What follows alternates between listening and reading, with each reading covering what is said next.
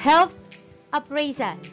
It is a series of medical procedures to determine the health status of a child through health histories, teacher or nurse observations, and different screening tests like medical tests, dental exams, or psychological examination.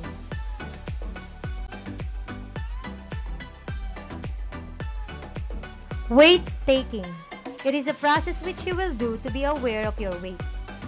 Weight is defined as the heaviness or lightness of a person and may mean the weight of a person's body. Weighing beyond the normal weight may mean that the child is overnourished, which may also affect the child's health. It is important to get an accurate weight of growing up teens to assess whether a child is growing well or growing thin due to malnutrition or other factors. So ano yung kailangan natin para makuha natin yung tamang timbang? Siyempre, kailangan natin ng weighing scale, pen and paper for recording. Procedure: wear a light clothing before weighing. On bare feet, stand on the weighing scale and keep still. The weight must be evenly distributed on the center of the scale. Record the result of your weight in kilograms. Reminders: before stepping into the weighing scale, check the dial lever if it is at 0. Take turns in weighing and recording. Height taking. It is a process which you intend to measure your height. Height is a measurement from base to the top or from feet to head of the standing person. It is the distance between the feet on the floor to the top of the person's head. Height measurement can be done individually or with a partner for more accurate results. A tape measure, ruler or book, and pencil are used to measure a person's height. It is also best to perform the said activity with your back against a flat wall. A medical equipment that gives a more accurate measure of your height is called stadiometer.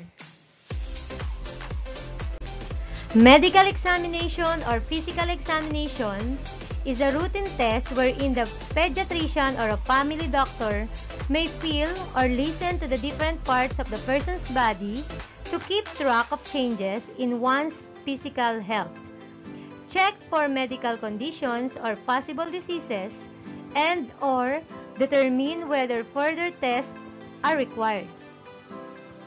The doctor may also ask about other medical complaints that a patient may have experienced prior to the visit. After examining the patients, a doctor may give vitamins as supplement or advise other tests to ensure the patient's optimum health and well-being. Breast self-examination, or regularly examining your breast on your own, can help adolescents check any irregularities that might need medical attention in the future. It can be an important way to find a breast cancer early. What are you going to do if you find a lump on your breast? Do not panic if you think you feel a lump in your breast. Do not hesitate to call your doctor if you have noticed a lump or other breast change that is new or worrisome. This is especially true for changes that last more than one full menstrual cycle or seem to get better or more prominent in some way. Develop the habit of doing breast self-examination monthly.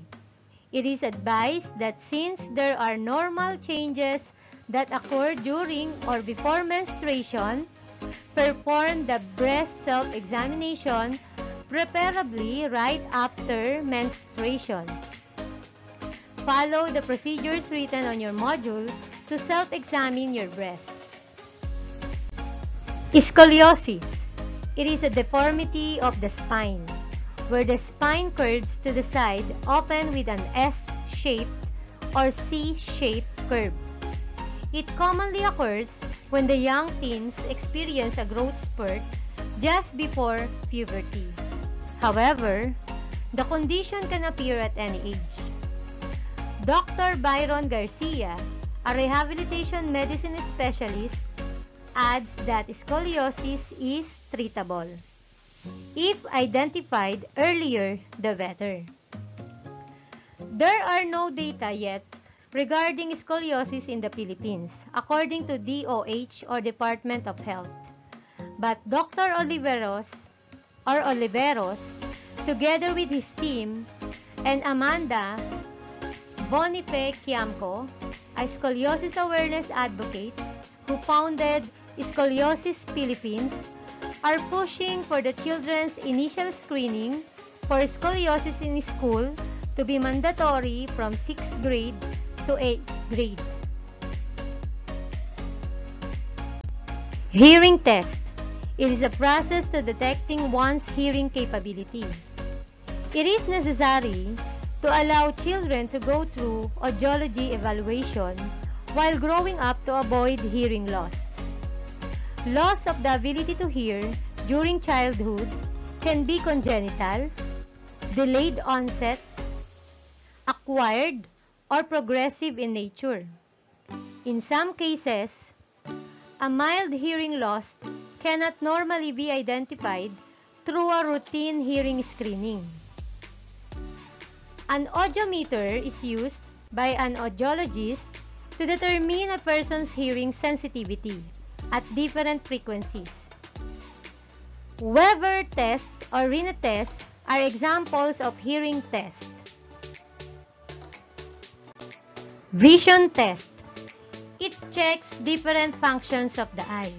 This is usually done along with the examinations with complete apparatus and tests that check the health of the eye, such as phoropter or phoropter and Snellen chart. Dental checkup. Teenagers are advised to visit the dentist at least twice a year to prevent gingivitis, cavities, plaque buildup, and to take care of their pearly white teeth. The following may be examined during your visit to the dentist. Assess your overall oral health and hygiene.